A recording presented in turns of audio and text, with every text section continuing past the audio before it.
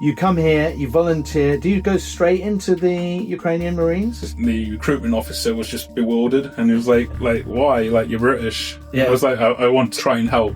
Do you want a beautiful death, or do you want a quick death? I was fully expecting to be murdered at that point. There's a lot of things that are showing that Russia is becoming a lot more destabilized. Welcome to the World of Trouble with me, Sam Kiley. Now, I'm talking to you from eastern Ukraine, and during the course of these broadcasts, we're going to be occasionally bringing you podcasts from the field itself. And there's nobody who spent more time in the fields, particularly on the battlefields of both northern Syria and of Ukraine, than Aiden Aslin. What on earth made a young lad from Newark decide to go out, first of all, to volunteer to fight ISIS in northern Iraq, and then ended up here in Ukraine? I'd probably say, especially this is going back 10 years now. Back then, when I first went to Syria, I was 21, wasn't ex-military, and I'd probably say a lot of it was frustration with the geopolitical scene of the world at the time, especially with the situation that occurred in Iraq after the US and NATO allies pulled out, and the space that was just left open for ISIS to gain as much power as it originally did. And then we obviously saw the repercussions of that later on when the events in Sinjar with the Yazidis. And then this is the mass murder, mass rape. Yeah, so the mass atrocities that were committed by ISIS. And I remember at the time, I was just a civilian working as a support worker. I'd been following the Syrian civil war since 2011. I'd never had any interest in going to Syria, but it wasn't until the images, especially from Sinjar, started to come out, and it was the video from ITN's news crew when they went on the helicopter to the top of the mountain to try and report, and there was just hundreds of Yazidis that were trying to escape from ISIS. And I'd probably say that was a defining moment in my journey, where I decided that I could either continue to stay at home or stand by my belief and moral philosophy and actually do something when other people won't do something. And the main reason was I felt there was a sense of injustice that the West wasn't doing enough to try and prevent the atrocities that were being committed. I would definitely say, when I look back at my experience of going to Syria when I was 21, I look back and see a naive, young kid. Yeah. Again, it's 10 years ago, but it still feels like it was yesterday for me. But and you ended up fighting with the Peshmerga, the Kurdish forces in Rojava, eastern Syria, against the world's most brutal terrorist organization, ISIS. You must feel lucky to still be alive just from that experience. I definitely feel lucky in that sense. We did have a few situations where we narrowly avoided not being able to continue our lives. So when did you first come here to Ukraine? So when I came in 2018, at this point I left Syria in 2017 because I was just exhausted with just the way you have to be over there. I was exhausted with just the mental strain of that sort of conflict has on you. And so I returned to Britain, again, similar to how during my time with wanting to go to Syria, my moral perspective was that if there's a war in Europe and no one knows about it, but it's still going on, then again, my same principle is that I'm at least going to go do something if no one else is willing to do it. Because, I know... But by then you were a combat veteran. You were a completely different creature. So you come here, you volunteer. Do you go straight into the Ukrainian Marines? The recruitment officer was just bewildered, and he was like, why? Like, you're British. Yeah. I was like, I want to like help, try and help. And so he was like, okay. And we started the process. It was probably about a 3-week, 4-week process, because you have to go through a security check, and you have to go through a medical and psychological.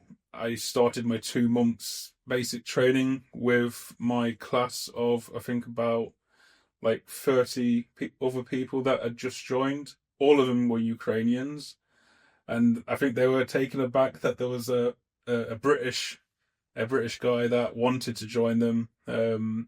So I'd probably say I was the curiosity amongst them in our training class. By the end of it, we then took our oath to Ukraine, where we get sworn in officially, and then finished training, and I got sent to my battalion. So I did that for about 4 years. Like, I did my parachute jumps with my company, and I earned the Ukrainian Marine Beret, which is like, if I remember correctly, it's like a 6 or 5 kilometer just obstacle course of like death, basically. Was that a proud moment when you got your Marine Beret? I'd say it was. I mean, myself and like some of the other foreigners, I did it alongside. Like, I would say it was a proud moment, because we were like the first foreigners that received the Marine Beret, and again, we were like the first foreigners that received our like Ukrainian wings. So I'd definitely say it was a proud moment. So where did you find yourself in February 2022? So in February 2022, I was based in Pavlopol, which I'd been based in for the past like 3 years. So I knew the town and village and the surrounding areas like very well. It's literally just probably 20 minutes down the road from Mariupol. We initially deployed to the front line I think it was the 3 months prior. And when it did happen, what did that feel like? I'd probably say it was kind of a relief in some sick, twisted way, because in the build up to it, you've got all this anxiety, because you know it's coming, but you just don't know when it's going to happen. And I would say it was a kind of relief when it did happen, but at the same time, it's also, you know what's happening. And like, I don't think we've seen anything of this scale, like, not since the Second World War. Yeah, since the Second World War. I mean, what did it look like? Did it all feel like to you to see these, the Russians are all about mass, about sheer weight of numbers, weight of artillery. Was that what they tried to use against you? And you guys stopped them? Just the constant sound of the front line. It's just the sound of constant like artillery, like battering away with the drums. And especially in regards to like the Grad, the multiple BM-21 Grad rocket launcher. Stalin organ, as people call it. Hearing the sound of that was very terrifying, but at the same time, I'm very like amazed by the sound, because it's just such a sound that's so terrifying but beautiful in a way, which sounds weird, but you'd understand if you hear it. I've heard it a lot. I've never found it beautiful. I've only ever found it diarrhea induced. I mean, it's terrifying. I absolutely hate it, but there's like a sort of... What do you like about it? The incoming screech? I think it's more... the crunch of the explosion? I think it's just the followed drums. by dozens more? That's like the best way I can describe it. It sounds like drums, and I think that's what I find interesting about it. And for the next like 2 or 3 days, we ended up doing like a sort of like tactical like pepper pot retreat, until eventually we arrived at the steelworks in Ilachar in Mariupol. And it was probably within a few days that the Russians started to slowly advance, and probably by March 10th, that's when we got told that we were now encircled. Because at this point, not only did we have to deal with the Russians coming from us from the original front line we were based on, they'd also pushed through from Crimea, which was on our rear. And I knew already that that's what would happen, because it's just the most logical sense. So I knew we were going to be in that situation. And so March 10th comes by, the Russians come, they reach Mariupol from both sides, and there's like a corridor, and it's just like slowly being closed. And I remember when I spoke with my commander, and he told me that like Russia has now completely encircled us. And I remember the dread that I was like thinking to myself, like when I was in Syria, like I remember we would encircle ISIS like in the cities, and I was kind of like humorously comparing it to that. I was like, now I know what ISIS feels like. Yeah. Did you at some point think, this is definitely not for me, I want to go home? Luckily, when the invasion started, that didn't happen, because as we've seen, like Ukraine has proven to a lot of people that like judged them and said otherwise, that they would roll over. Were you surprised that Ukraine held on in those first yeah, I would say dangerous days? I'd say I was definitely surprised, but I was quite surprised at like how well we did, and I was also surprised at just how incompetent and disorganized the Russian military actually were compared to what I had viewed them before the invasion. It definitely took me by surprise with like how well Ukraine did. I mean, I would say the first month was chaotic. It took a bit of time for units to get organized and to get themselves sorted. Obviously, we were in Mariupol.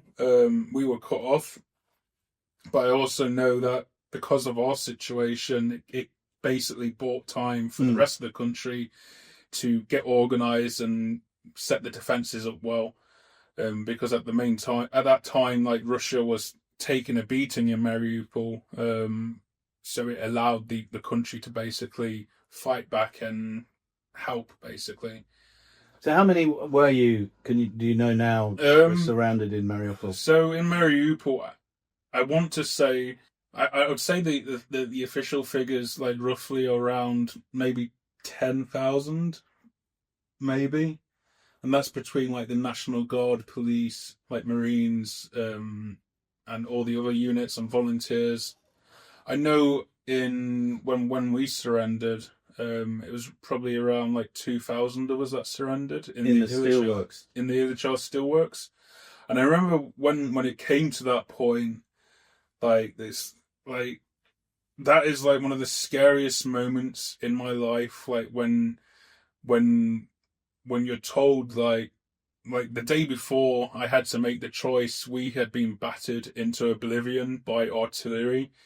All our ammunition and supplies had been destroyed the day previously, and basically we didn't have any means to continue fighting. We couldn't fight because we had nothing to fight with. We had mass like casualties, people that needed urgent medical attention, and it was just building day by day. And I knew from my research and my experience with just reading about Russian history and their treatment of POWs, like I knew if I surrender, it's not going to be any like there's going to be no Geneva Convention. It just doesn't exist when it comes to captivity with the Russians. But I also knew that they weren't ISIS to a degree, because I know when we were in Syria, like surrender wasn't an option. Yeah, we carried a bullet or we carried a spare grenade, because ISIS are the one people you do not want to get captured by. But I knew with the Russians, a lot of it would be political, especially considering the fact that I am a foreigner. But I also didn't know if I would survive it, and I stacked my odds at the time at like maybe like 75 to like 80% chance they just decide to shoot me, or there's that small percentage chance that they don't. I get tortured and beaten and everything that I'm expecting to happen, but at some point I go home and get to see my family again. And I remember when we went to the surrender point, company by company with those that remained, it was like the most dreadful feeling, like the people that you've been fighting like for the past like 4 years, and then now you finally come face to face with them. It's a very peculiar feeling and terrifying feeling. And I would say everything that I'd learned about Russian captivity, in regards to their treatment of POWs in Georgia, especially like stuff like Syria and then also Transnistria. Um, I would say it's 10 times worse than what I read. But I think the best part is just that I got out of it You alive. survived. Before we come to what happened to you in Russian captivity, where of course one of the first things that happened to you is you got sentenced to death for being a foreign mercenary. But how many weeks had you been fighting in the steelworks by then? And can you describe what that was like? So we arrived to the steelworks probably 1st of February, and we surrendered on the 11th of April. And at this point, I was in the HQ helping with our company with getting the ammunition to the guys. And I'd say the fighting for the guys that were in the positions was very heavy. Guys were going out to position in very cold temperatures. So they were coming out from underground and manning. Yeah, so they were like the first line around the territory, and because most of you were in the tunnels. I mean, in the bunkers and stuff underground, right? Yeah, I mean, a lot of it, like you lived like mice there. Like you stay underground as much as you can. Try to avoid going above ground because of the aviation and artillery. But I remember, like in the first like initial weeks of the encirclement, we had like a lot of artillery that we were like shooting back at with Russians. And then obviously as the encirclement like continued and the territory started getting smaller, it got to the point where we didn't have anything to shoot back with, and by the first week of April, one of the neighbouring units that was to our right flank, they had ended up surrendering without telling us anything, and it just exposed our entire right flank. Wow. And once that had happened, it was pretty much gradually the end of the defence for that place, because they took a really important part of our defence, and they ended. I mean, I don't criticize them for it, but because of that, like it allowed the Russians to gain an advantage on our area. But I remember a few times we would be in the bunker, and Russia, the aviation, they would drop a Fab like 500, which is like a 500-pound bomb, like above us, and the shockwave from it would just like come straight through the bunker, like knock everything out, like off the walls or panels on the ceiling. So it'd always like wake you up. What I do know is that during Mariupol, like from my friends and whatnot who would return to collect supplies and stuff, the Russian infantry that were attacking them, they just resorted back to the Soviet mentality of just send people to a position, they fail, send people to a position, they fail, just keep sending people to a position. And it's a very inhumane method to fight a war like that. But the thing is that people need to understand, Russia has the manpower to keep throwing bodies at a position, so they don't need to use like tactics like how we try to conserve like casualties or losses in the West. With them, they can just throw bodies at a position until the position is exhausted and it's captured. And then obviously once we got disconnected, it was just a matter of time until we all ended up being overwhelmed. But when I look back to Mariupol, I definitely see it as like not. I don't see it as like a sort of like honor sort of way of thinking. I see it more of like we bought Ukraine time. Well, I think it's a very important strategic understanding that it wasn't just a sort of die-hard, pointlessly brave thing. There was a strategic. I was in Ukraine throughout this period, and of course, it did mean that the Russian resources were focused there and not elsewhere. So, inevitably, it had significant, I think, strategic effect. But on a personal and tactical level, you then find yourself a prisoner of war of Putin's army. You must have thought they were going to shoot you on sight.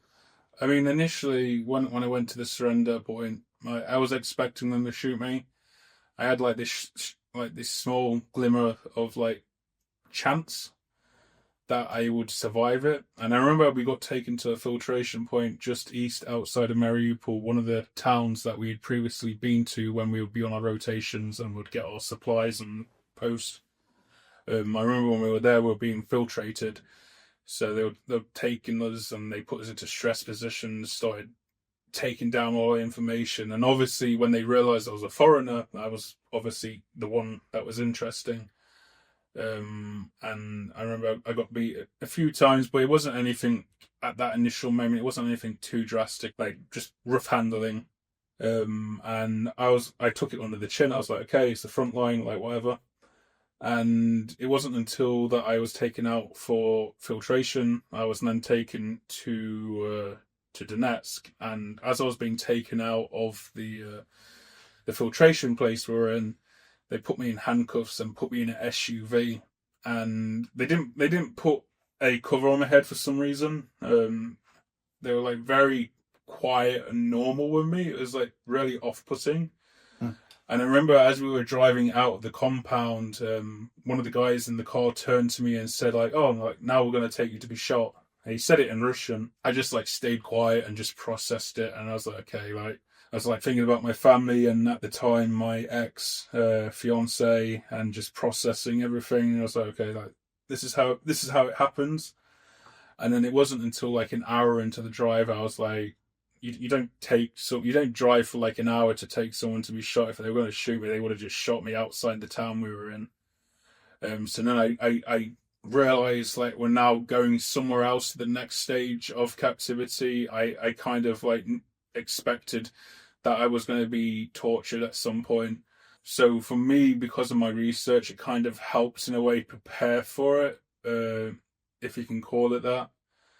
And I remember like that the 2 hours that we were driving, I just kept telling to myself like the next step we're going to is going to be very violent and it's going to hurt. And I don't know how I managed to like do it. I was just like dead silent with myself, just like repeating over to myself, it's going to hurt, like just try to focus. And I remember when eventually we got to Donetsk, I got taken out of the car. The guys took the handcuffs off me and I immediately put my hands behind my back as like to be obedient because I didn't want to anger them. And this guy in a blue Russian uniform, he said something to me in Russian, and he had the thickest accent and stank of alcohol. And me being me, I politely asked him if he could repeat what he said because I didn't understand. And as soon as I said that, he then beat me with a police baton. Initially, I got hit across the forehead, I think, first, and then I fell to the floor, beaten a few more times, and then I felt myself getting hit on my left shoulder. But at the time, I thought he had hit me on my left shoulder, but it turned out he'd actually stabbed me. He stabbed you? Yeah.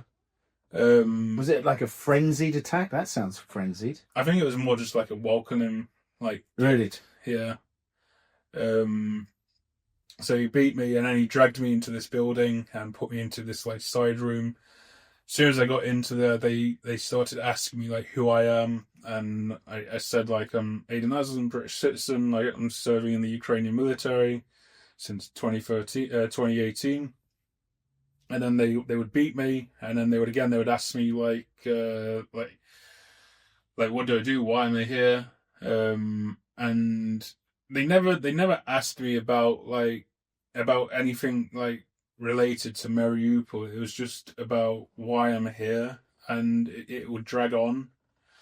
But every answer I would give, they would beat me regardless. And then I remember they asked me to strip and show my tattoos.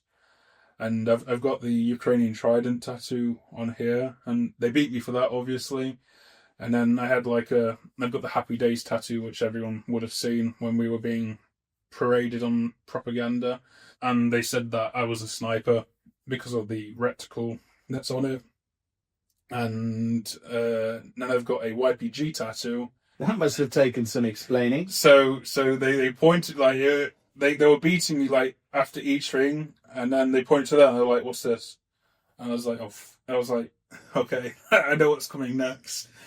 And I was like, Syria. And he's like, oh, you're Syria. And beat me more. And then they brought another guy in who they said was in Syria. He pulled out his knife and like held it up against my ear. And then he was like asking me to tell who my commanders were in Syria. And I was like trying to explain to him, I says, I don't know, it's like 5 years ago. And I was like, I kept repeating like Kurd, like Kurdistan. And then eventually one of them realized, because initially they thought I was like fighting with ISIS in the FSA, which is even worse. So I thought. And then eventually one of the guys understood Kurdistan and he realized I was with the Kurds. And I remember there was like this sort of like dumbfounded like moment where it says, oh, no, it's with the Kurds, but they were the Americans. So, another excuse. So they beat me harder for that. And then eventually it stops. And by this point, like I've been knocked unconscious. I've been stabbed. Like I can feel myself like losing consciousness again, and the beating just wasn't stopping. And eventually, did you do something psychologically to kind of? Was there a way you could step away from that pain? Well, when it was initially happening, it sounds really weird. I don't know why it played in my head because I hadn't seen the film in like over a year. But the film Goodfellas, for some reason, while I was getting beaten, there's the quote by the main character where he's getting beat by his dad, and he says like every once in a while you have to take a beating. I suppose it was like my subconscious like just trying to help. Did it help? I mean, when I think back to the beating, like it was probably the best beating I've taken in my life. But there's also a part of it that's like the adrenaline is helping to a degree, so it doesn't hurt. I mean, it hurts, but it's not as painful like when you think of being tortured. You'd only understand it if you went through it. I mean, it might be different opinion from other people, but for me, it was terrifying, and it was probably just my inner subconscious just trying to make a grasp of the situation and to basically help me in some psychological capacity. And I remember I could feel myself losing consciousness again, and eventually one of the other Russians came in and told him, I remember very fondly, he came in and said, stop, you're going to kill him. And it stopped, and mind you, the guy who's been beating me, like he probably loves his job because now he's getting to be a foreigner. And at one point, like he stopped, he was having a cigarette, and he asked me like, do I know who he is? And I was like, no. And he says, I'm your death. Я твой смерть. And he asked, do you want a beautiful death or do you want a quick death? And obviously I wanted a quick death, and he said, no, you're going to have a beautiful death. And I was fully expecting to be murdered at that point. And obviously when this Russian came in and said, stop, you're going to kill him, I knew it must have been bad if his superior had to stop him. And when he stopped him, he says, okay, like, do you want to talk now? And I was like, yeah. And took me into the room next door and sat down, and he was like, he looked at my stab wound and looked just like, don't worry, like we'll have a medic like check you over, which never happened. And basically then we went from the beating to now the autobiography, where basically I had to tell about my entire life history, how I ended up in Ukraine. And I remember he asked me, like, are you SAS? And I just basically said to him, I was like, dude, like, do I look like I'm SAS? And he was like, okay, good point. And it says, like, are you working for MI6? And I was like, again, like, I'm a private in the mortar company as an assistant gunner. Like, why would I be in this position if I'm intelligence? And then the next morning I was taken out to see the prosecutors that were investigating me. They basically, the way they were pushing it was that I was like here for mercenary activities, that I was the organizer of bringing foreigners and whatnot. Everything that the Russian propaganda said about me, like, they make me sound like this, I don't know, like this super soldier. And I mean, Flattering. yeah, it's flattering to me, because like, if all my friends, like, if they read that and they saw that, like, what the hell, like, this is Aiden. So yeah. And then obviously as it goes on, I get taken out to be brought in front of like various like journalists. The more infamous one, especially for people in Britain, is the Graham Phillips one. Graham Phillips, who's a fake journalist working for the Russians. And again, like, I remember when the Graham Phillips happened, because I knew a lot about the conflict in Ukraine. I'd researched it a lot and I'd followed it from the very beginning. I knew fully who Graham Phillips was. And I remember when I was sat in that room and I heard people in the hallway, and I heard his voice, I was like, oh God, not this guy. Because he speaks in such he speaks Russian, but the way he speaks it is like he has a very heavy British accent. And obviously he came in and again he went straight into the propaganda narrative of like how I'm a mercenary, and he then added the comment of like, since we're all nice people, we're going to follow the Geneva Convention rules. Which I thought was ironic at the time, because like literally we were in a place where people were being tortured, and he knew. Did you know of anybody dying under torture? I mean, could you hear other people going through the same, or what you were going? And like in my cell, like it wasn't just military. Like, you had civilians. You had at one point we had a disabled man who probably didn't have the capacity to be able to live independently or do anything himself. He couldn't walk, and they just threw him in with us, and he basically just laid in the corner, like under the bench, like urinating and desiccating on himself. And there's not much that we can do to try and help him, other than when they would tell us to come out the cell so they can clean it, we would have to carry him. But again, like, we're in this situation where we can't help someone that obviously needs help, so that they don't. The best way I can describe the justice system is like barbarism. We didn't realize at the time, and we had one guard who was incredibly sadistic. He just loved terrorizing or beating like the prisoners. And he would come on shift, like, we nicknamed him 3-4, which is 3-4, and in Russian 3-4 is like 3-2-1. Right. And he would come on shift and he would shout 3-4, and every time he shouts it, everyone on the block has to start singing the Russian anthem. Or he would come on shift and he would just randomly start shouting Zelensky. And then everyone would have to say like pidaras, which is a derogative in English. It would say Putin, and then president of the whole world, we would have to say in Russian. And it wasn't until June when we went to court in the so-called Donetsk People's Republic. Closed court, obviously. Pretty Soviet, underground basement, no press. And me, Sean, and Ibrahim, we won this case, and it got started, and the judge decided to ask us, like, since this case may carry the death sentence, would you like to bring on 2 additional judges because of the severity of the punishment you're saving? And we kind of figured, okay, like, sure. And then suddenly they had like two judges that were just like ready for us. Yeah. Which obviously wasn't planned. And and we initially tried to defend ourselves using logic.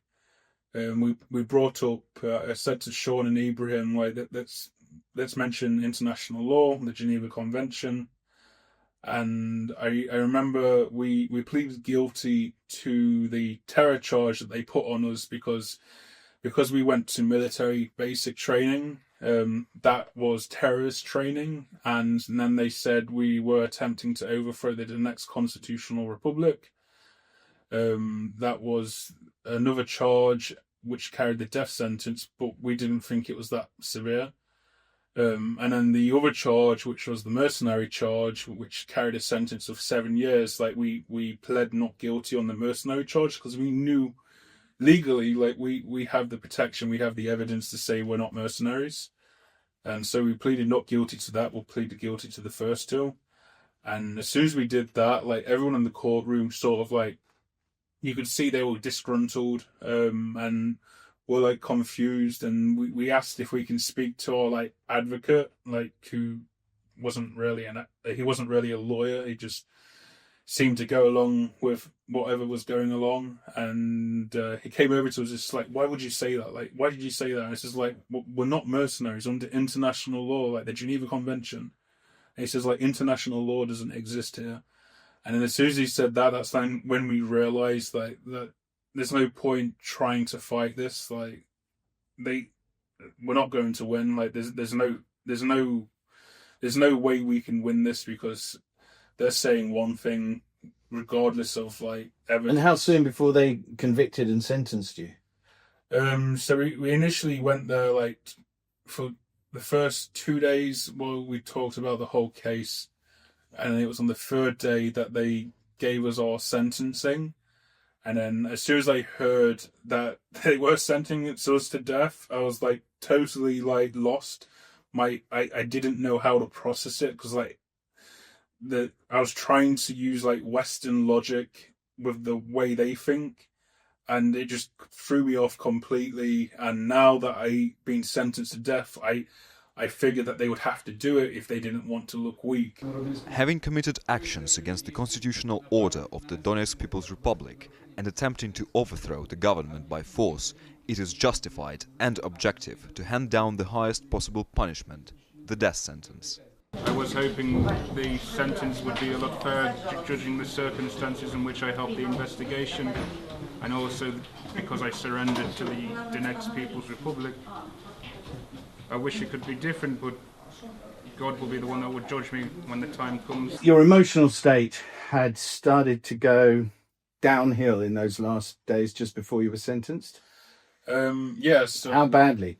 I mean, just before the court had happened, the 3 or 4 days prior, I witnessed a POW in my prison be beat to death. Once they charged me and I was getting ready to go to court, I was then sent to a place called Donetsk CISO. Like, CISO, like, in English, is like pre-trial detention center. So at this point, I was like, okay, like, maybe it's normal here. Maybe we've got past the tough part. And we then got placed into, like, a small holding cell to be taken to our prison block. And I remember they eventually came for 3 of the guys that were in the cell with me. They came out, they put bags on their head, and then the door closed, and then all you hear is, like, the guards, like, shouting at them, like, lay on the floor.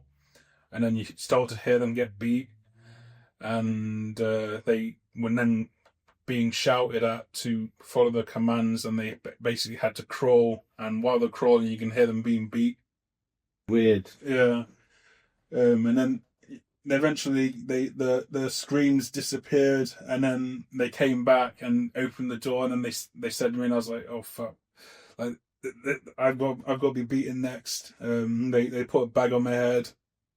As soon as they put the bag on my head, like, they do the same process. They shout at me to lay down. And he asked, do you speak Russian? I was like, yes. And then he, like, started beating me and started, like, giving me directions. So you had to, like, crawl on in prone. And he was, like, saying period, like, forward. And just followed it. And as he's saying, it's like he's beating beating me on the back with like a police baton. And because I'd heard what they were going through the first time, I kind of like was like really quick, like trying to do it, because I didn't want to end up getting into a situation where I make them more angry. So I was trying to do exactly as they say. And I remember we went down a sort of like stairway. I presume it was like some sort of tunnel under the prison complex, but I remember I went downstairs and then upstairs. But again, this is going back to my like probably coping mechanism with being in that sort of environment. As I was going down the stairs, I had like this random like thought as I was being beaten, because he kept beating me like on my back but mostly on my arse. And I had this like random thought that just popped into my head. I was like, it's a good thing I like BDSM. So again, it's like, it's my way of like coping with the situation. And then we get to the top of the stairs. He tells me to stand up, and then puts me into like from what I know, it's called the dolphin position. It's like you're like hunched over, like really far off balance, and they take me they take me forward, and then they stop me. They open the cell door, and in the cell it's like literally 4 meters by 4 meters. There's two beds. I lay down. I can tell we're in like a basement sort of like isolation cell. And then another guy arrives, and then another guy arrives, and then another guy arrives, and now we have like 4 people in the 2-man cell. The guards then say, they tell us the schedule. We wake up at 6 a.m. You stand up. You're not allowed to sit down. You're not allowed to lay down on the bed. If you get caught, you're going to be punished. And then they also pointed to a piece of paper on the wall with the Russian anthem. They said you have 2 days. No, for the Ukrainians, they said they have till tomorrow to learn the Russian anthem. With me, they, as nice people, as much good people they are, they gave me like a week to learn it. So is this what led to the murder of this prisoner? Who was the prisoner? So when we as I mentioned, when we arrived at this prison, everyone gets beaten like on this like sort of gauntlet to your prison cell. And then we heard him being beaten, like starting the gauntlet, and we then realised that the beatings has been going on now for a lot longer than it should have, and it just continues. And now it's probably like more than like 30 minutes, 40 minutes, and from the processing area to our cell block, it's like probably less than like 200 meters. And we realised something's wrong, and eventually you can start to hear him getting closer and closer, but his like voice is getting weaker. And then eventually they open the cell door next to us, and he goes in. And I remember the guard like said to him, was telling him the rules, like he says, telling the guys there to help clean him up, like telling like everything that he needs to know. And then he says like, do you understand? And then there was no response. And then he said, like, what, are you sleeping? And then started beating him. And then when he started beating him, there was just like no response from him, like no grunts or anything. So at that point we knew something was wrong. And then after like probably like 20 hits, like he stopped and he told the guys like clean him up, and the door closed, and it just like went silent. And then we just like tried to do what we normally do, just sat thinking about stuff. And then probably like 10 minutes went by, and then all of a sudden you just hear banging on the door from the cell next door, and they're shouting for the Rejoining, which is like the chief of the prison block. We're terrified, because like the one thing you never do there is you never try to get the attention of the guards. Yeah. You try to just keep that contact minimal as much as possible, and they're now like banging and making all this sound, like we know something's definitely wrong. And then maybe after like 10 minutes, the guard comes back and asks them like, what's wrong? And then we hear him say that he stopped breathing. They needed a medic, and he says okay. And then he went away for like 10 minutes, and probably like 15 minutes went by. Eventually the prison medic came, and they took them out of the cell, moved them into another cell, and then we were like trying to listen to what the medic was saying. And then eventually she went into the corridor, and she asked one of the prison guards what the time was, and she said like time of death, like so and so. And then we realized like obviously he died. So when I went to the court, I had just witnessed that like my mental state was already going down the pan, and then I got sentenced to death, and that just took away all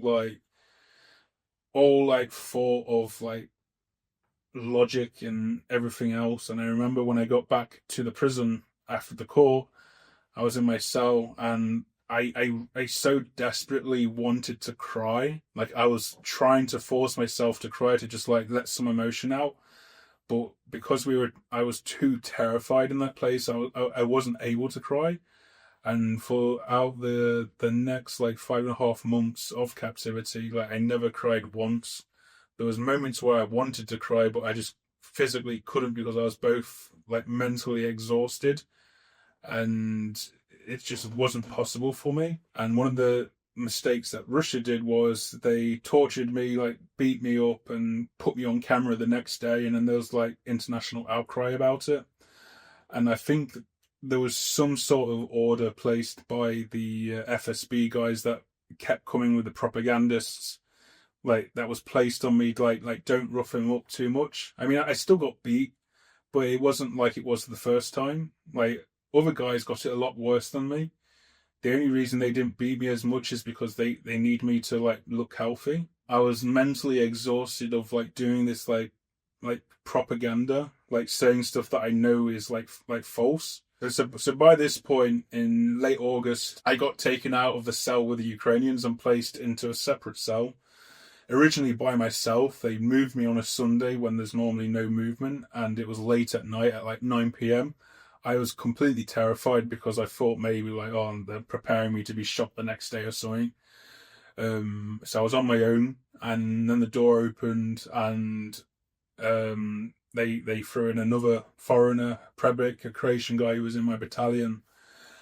And we were trying to figure out like, why have we been put together? And we had no clue about what's going on.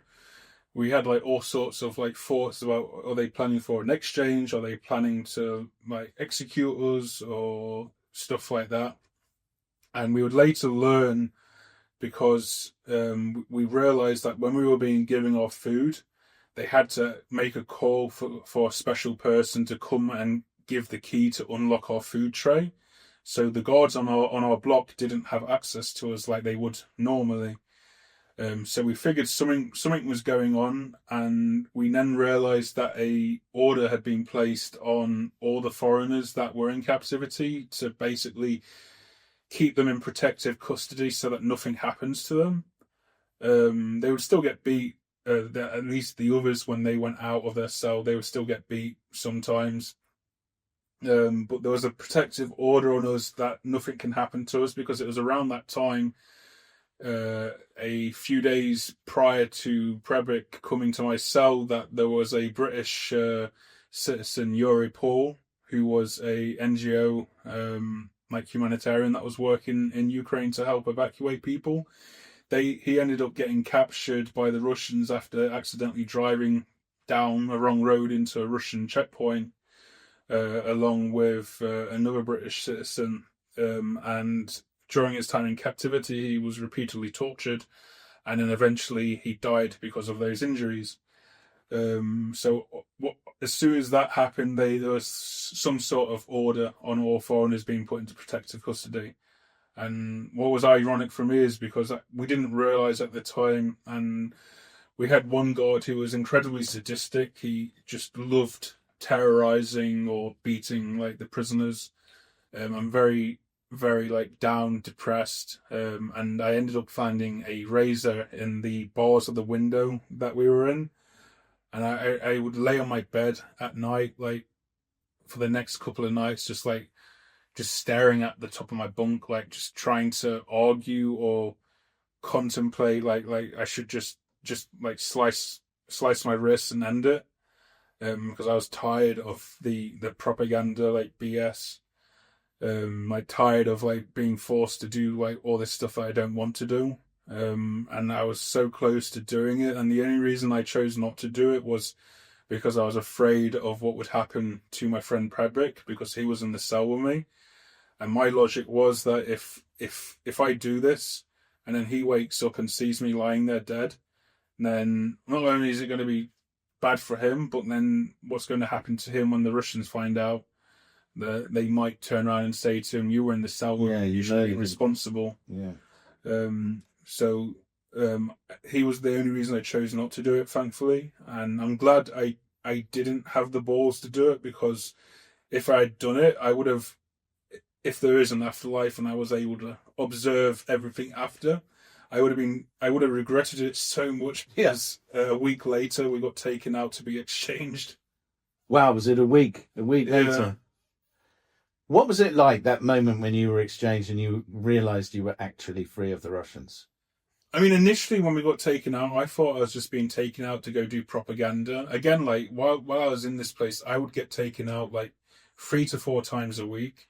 I've memorised the entire layout of the prison, from where I'm taken to the room where I do it, and the processing area. And they took us out, go down the same path that I've walked a million times, and as we're getting to the turning where we should go for the propaganda stuff, we walk past it, and then this is when I start to panic, because I've never been down this path, and like now I'm getting really scared because I don't know what's coming next. And we'd always heard people like screaming, being tortured, aside from the beatings that they get when they arrive. We heard what sounded like people being electrocuted. With the tasers and stuff, so we presumed maybe we're being taken there now. And they took us, then they placed us into like this small cell, sat down, and then they brought us out one by one. He took me round the corner, got his phone out, and basically said like we've given you water, we've given you food, like we've not committed violence against you. I was like, yeah. This is September. It was just shortly after the Queen died. We get taken out to sign some paperwork, and I'm signing some paperwork, and one of the guards, like, their attitude at this moment had completely changed from, you could never look at the guard. You always had to keep your head down. If you looked at the guard, they would beat you.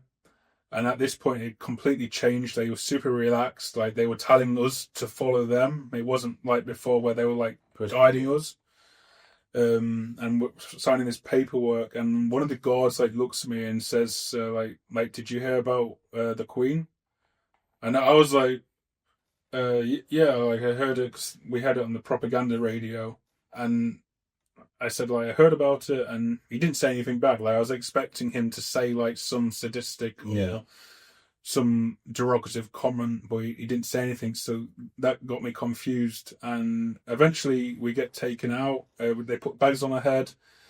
We get ushered out, and they take the bag off. There's like this guy in Syria, like with a list, and he's like asking us our name and whatnot. Takes a photo. They take the bag off, and then we go to the back of this truck. I can see we're on some sort of highway.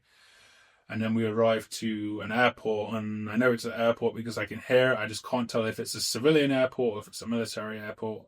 And then I realise it's a civilian airport because I see civilian passenger planes. We drive onto the territory, and once we go into the airport terminal, they one by one, the military police started cutting off our duct tape that we had. And I remember they cut off my one, and even though I could see like a little bit, like I haven't been able to see properly for like the past like 20 hours. And I remember when he took it off, like this bright glaring light, and just this like Russian guy in a balaclava like just looking at me. And I'm like, okay, like what's going on? And then they told us to get in a line. We got in a line again, and in submission, like just with like one hand file, they took us out to the tarmac, and we got onto a airport transfer bus. got on our knees and we're driving over, and I'm at the front, and the military police is like saying, like, when we stop, like, you do exactly as I tell you to. If you don't do otherwise, you're going to get tasered. And as we're driving around to this like airport that's just to this airplane that's on the tarmac, and we can see it. So like we realise we're being exchanged at this point. And then once we clear like Russian airspace, we're going to fly to Riyadh in Saudi Arabia. And then you'll be taken to a hospital, and then we can organise like reuniting you with your families later. And I think it was probably once we were in the air and we realised that like we're going home, that's like when I realised like it's over. And it wasn't until when we took off that I realised we're no longer where we were like literally 24 hours before, because as we were taking off, we could smell people smoking cigarettes. And I gestured to the security guy, like, do you have a cigarette? And he was like, oh, like, cigarette? And he like just gave us, and then as soon as he pulled out the cigarettes, like everyone spotted the cigarettes, and like now he's like giving cigarettes out to all of us. And we started like smoking on this like Saudi like airline on this plane. And I remember they came in with a bag with like fresh clothes and toiletries, and I went to the toilet to just try to just clean myself a bit and just have a bird shower. And I remember looking at myself in the mirror and just like thinking to myself, like, it doesn't feel like reality. Like I just see a void. And I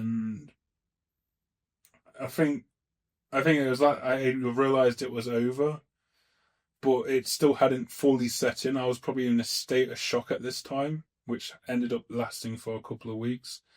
But I remember when we landed in Riyadh, we got taken off the plane. We got taken to go given emergency like visas, and at that point I was by myself with the foreign representatives, and I met the foreign office people. And I remember sitting down, and I think like after like 6 months of like not being able to cry, I just like broke down, like when the reality like set in that like I'm no longer where I was.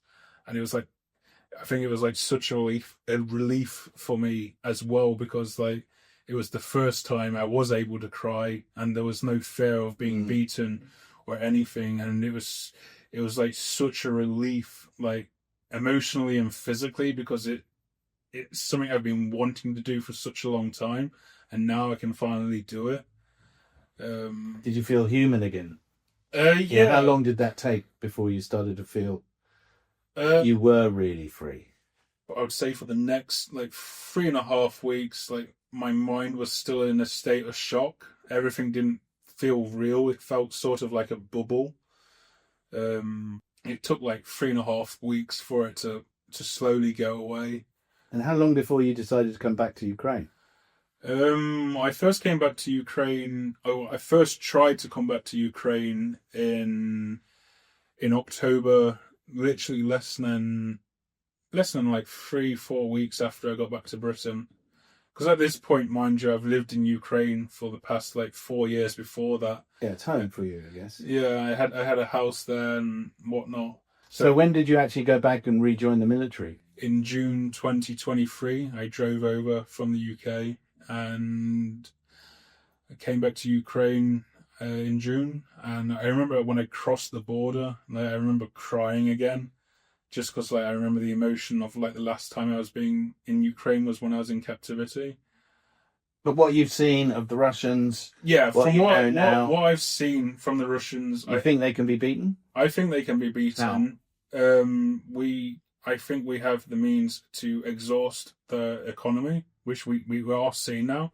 Obviously, it's not going to be overnight thing, but at some point it's going to give. And so you think there's a fragility in the command? Yeah, the grasp is weakening. There's a lot of things that are showing that Russia is becoming a lot more destabilized. They will end up, in my personal wishful thinking scenario, would be they just collapse. But I think realistically they will find a way to get out of this and save face within their own internal population. Well, let's hope you're right.